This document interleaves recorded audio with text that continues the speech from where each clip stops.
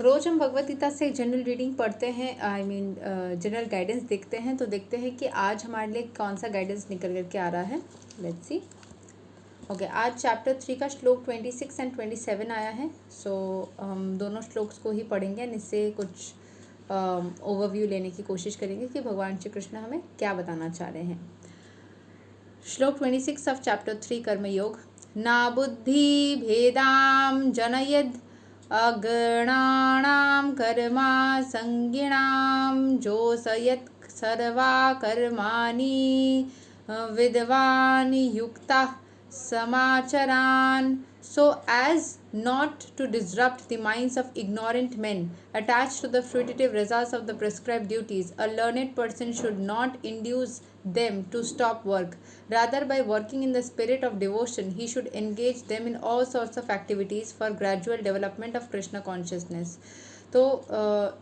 So as not to disrupt the minds of ignorant man, मतलब जो ignorant है, जो कुछ नहीं समझते हैं, जो कुछ भी नहीं जानते हैं, वो जो लोग हैं उनके माइंड को डिसरप्ट नहीं करना है या फिर उनके माइंड में चेंजेस नहीं लाना है to fruitive results of prescribe duties. कोई भी ड्यूटी करने से जो रिजल्ट्स मिलता है उस वाले थॉट से चेंज नहीं होता करना है, उस थॉट से चेंज नहीं करना है। A learned person should not induce them to stop work. उनको कभी भी ऐसा नहीं बोलना है, मतलब जो इग्नोरेंट मैन होते हैं ना, मोस्टली हम सारे मोस्टली ऐसा कभी ना कभी रह चुके हैं कि हम काम करेंगे उसका फल मिलेगा, काम करेंगे उसका फल मिलेगा। तो जो इग्नोरेंट होते हैं वो हमेशा ही ऐसा सोचते हैं कि हम काम करेंगे तो उसका फल मिलेगा।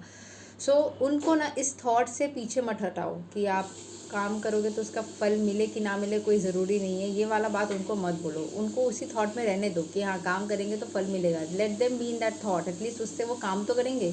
Rather by working in the spirit of devotion, अगर वो इस वजह से जब वो डिवोशन में रह कर के काम करेंगे, he should engage them in all sorts of activities for the gradual development of Krishna consciousness. ऐसा नहीं कि उनको काम करने से रोक दो या उनको ऐसा बोलो कि काम छोड़ दो। उनको कृष्ण कॉन्शियसनेस भी उनके काम के साथ जोड़ दो, हाँ, कि आप काम करो, आपका और अच्छा फल मिलेगा। इसीलिए भगवद गीता में हमने पढ़ा है कि कभी भी हमें किसी भी मेटेरियलिस्टिक चीज़ों के लिए भगवान के पास प्रेयर नहीं करना चाहिए। बट ये ऊंचे लेवल की थॉट है। जब आप थोड़े से इन थॉट्स से परे हो चुके हो, आपको इच्छाओं से थोड़ा ऊपर उठ चुके हो, don't get into that. But जब आप इनिशियल स्टेज में हो तो आपको यही बोलना है कि आप कृष्ण कॉन्शियसनेस रहोगे तो आपकी इच्छाएं और भी अच्छे से पूरी होगी, आपकी इच्छा पूरी हो जाएगी। तो ये लोगों को बोलना है ताकि लोग थोड़ा सा एटलीस्ट कृष्ण कॉन्शियसनेस में आने के बाद फिर उनको घुमा लेंगे। So it's a little bit of manipulation, but this is a good manipulation, अच्छे के लिए हम कर रहे हैं, ठीक है।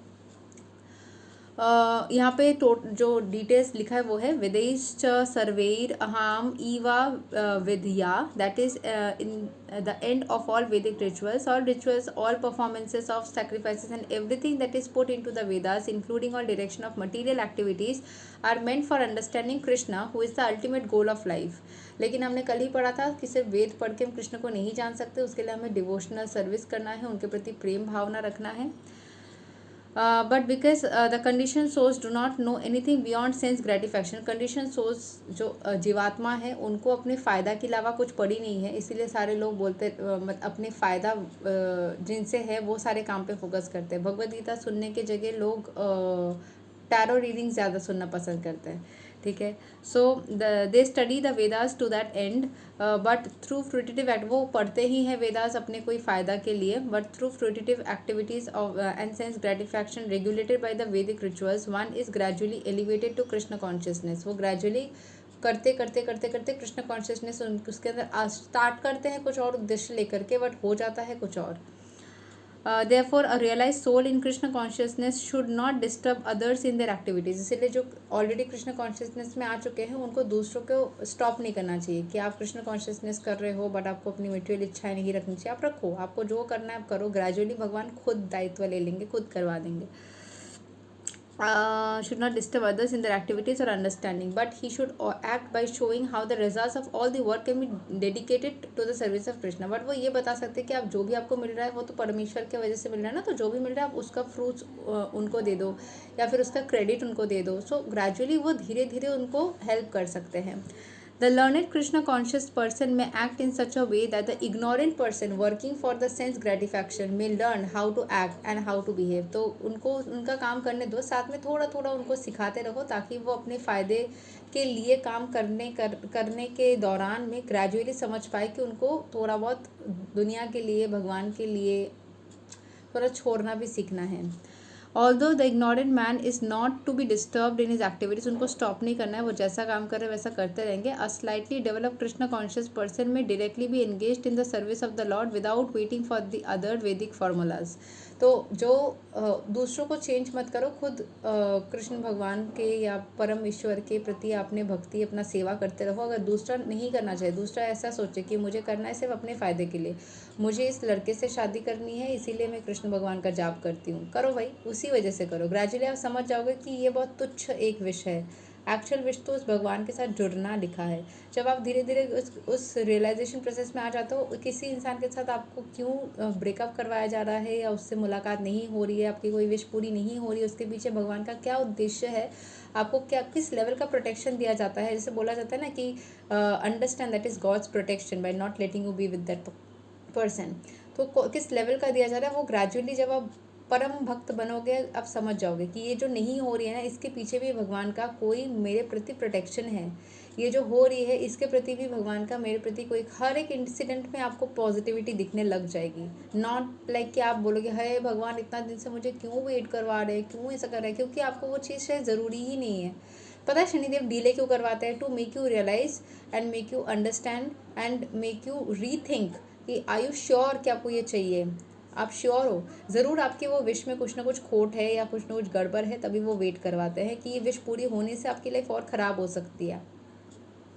आई रिमेंबर एक लड़की ने 5 साल के लिए किसी के लिए वेट किया था एंड फिर उसके साथ वेट करने के बाद एंड बहुत सारे रेमेडीज़ करने के बाद भी कुछ नहीं हुआ. 5 ईयर्स के लिए उसने करवा चौथ किया एंड बहुत सारे माता का पूजा किया, lot of affirmations, 5FF technique, lot of things, और उसके बाद भी उसके साथ कुछ नहीं हुआ. वो लड़का अपने एक्स के साथ ही चला गया. बट इस प्रोसेस में लड़की इतनी एनर्जाइज्ड हो गई कि वो इजीली उस पेन को एंड्योर कर पाई. उसके लिए भी तकलीफदायक था but then she was like okay with it. ठीक है. एंड शी अंडरस्टूड बाद में कि अगर मैं उस फैमिली में जाती तो मेरी लाइफ बहुत स्ट्रगलसम हो जाती. वहाँ पे ऑर्थोडॉक्स पीपल है. वो लड़का भी बाद में थोड़ा ऑर्थोडॉक्स जैसा ही दिखा.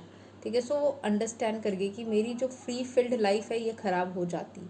सो eventually people get to understand कि चीज़ें नहीं हो रही है, सबके लिए सेम कहानी नहीं है. कि अगर नहीं हो रही है तो उसके पीछे कुछ ना कुछ रीज़न होता है. कुछ अच्छा हो रहा है उसके पीछे भी कुछ है, कुछ बुरा हो रहा है उसके पीछे भी कुछ है. Just you need to accept that and gradually will understand why. क्यों मैं हमेशा बोलती हूँ भगवद गीता पढ़ने से या भगवान कृष्ण की भक्ति करने से ना आपके लाइफ में क्यों ऐसा हो रहा है, मेरे साथ ही क्यों, वो पता चल जाता है. It's not like a complaint कि मेरे साथ ही क्यों, मतलब कि मेरे साथ ऐसा नहीं होना चाहिए था. नो, मेरे साथ ही क्यों मतलब कि मेरे साथ ये क्यों हो रहा है वो एक्चुअल में पता होना, और वो पता चल जाता है. ठीक है.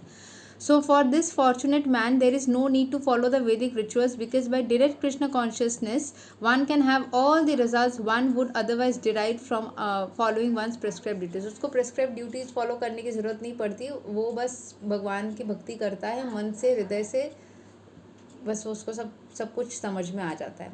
श्लोक 27 भी हमारे पास आया था, सो उसको भी थोड़ा देखते हैं. इसका एक्सप्लेनेशन भी छोटा ही है. प्रकृते क्रियामणानि गुणैः कर्मणि सर्वसा अहंकारा विमोधत मा कर्ताहम् इति मनयते. The spirit soul, bewildered by the influence of false ego, thinks himself the doer of activities that are actually carried out by the 3 modes of material nature.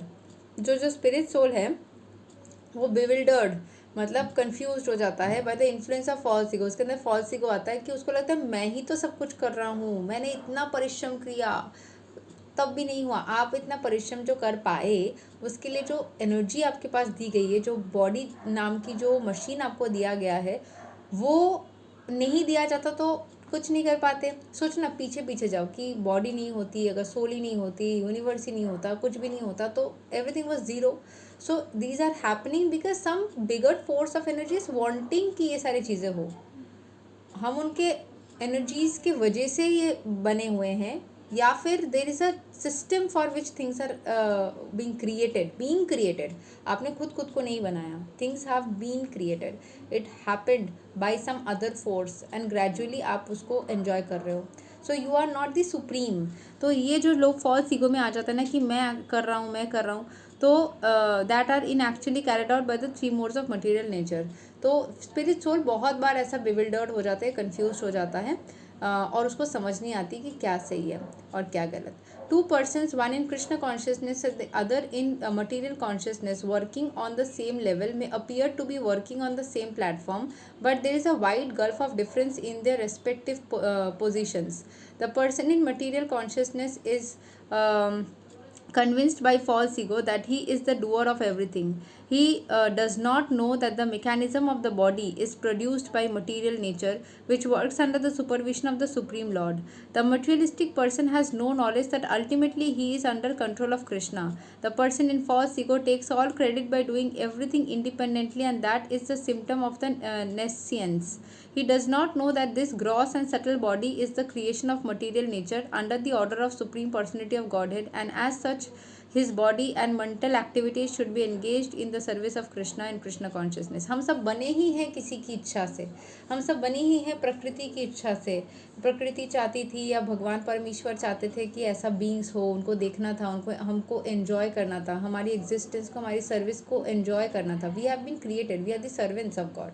We have been created to serve God, and when we don't do that we are always in pain. अभी आपको लगेगा भगवान ऐसे sadist इंसान थोड़ी ना है कि हम उनका सर्विस नहीं करेंगे तो वो हमें कष्ट देंगे, but that is the thing यार. When you don't do, you are being affected negatively. ये देखा जाता है. तो अंडरस्टैंड. ऐसे भी आप नहीं भी करते हो तब भी भगवान आपको सांसों से नहीं रोकते या खाने पीने से नहीं रोकते, बट फिर भी लाइफ में परेशानियाँ आती तो है ना. जब आप उनके सर्विस करते हो तो परेशानियाँ ऑटोमेटिकली डिजॉल्व करने लग जाती है. The ignorant man forgets the supreme personality of Godhead is known as Rishikesh, or the master of senses of the body. For due to his long misuse of the senses in sense gratification, he is factually bewildered by false ego. खुद को सर्व करते करते वो सोचते हैं कि मैं खुद ही खुद कर रहा हूँ. नहीं, वो खुद वाली एनर्जी आ ही रही है क्योंकि वो ईश्वर की एनर्जी से बनी है जो हमारे लिए सब कुछ कर रहे हैं. It's a very fine line between we doing and God doing for us, which makes him forget the eternal relationship with Krishna. तो ये याद रखना कि हम अल्टीमेटली यही है कि we are not the supreme creator, we are not, but we are part of that. So we feel like that. एक पर्टिकुलर श्लोक में था, क्योंकि हम भगवान श्री कृष्ण से बने हुए हैं तो हमारे अंदर वो थॉट आती है कि हमने सब कुछ किया, क्योंकि एक्चुअल में भगवान ने सब कुछ किया. तो भगवान की वो पार्ट होने की वजह से हमारे अंदर वो थॉट आती है. But we should remember that we are not exactly और only doing it. It's God's energy which is doing it and we are just a part of it. तो आज के लिए यही तक है. आज दो अलग अलग सीख हमें मिली. One thing is to cut down your ego, which is false ego, and second thing is ego सबके अंदर होती है, बट ये false ego है कि मैंने किया जबकि आपने किया नहीं है. एंड सेकेंड थिंग इज़ कि जितना ज़्यादा हम वैदिक लिटरेचर्स पढ़ते हैं या जितना ज़्यादा ईश्वर की भक्ति करते हैं, ग्रेजुअली हम उनके एनर्जीज़ को और समझ पाते हैं. हमारी लाइफ की प्रॉब्लम्स क्यों हो रही है वो समझ पाते हैं, उसको ठीक भी कर पाते हैं. तो यही तक है आज का. Thank you so much. Hare Krishna, Radhe Radhe, जय श्री राम.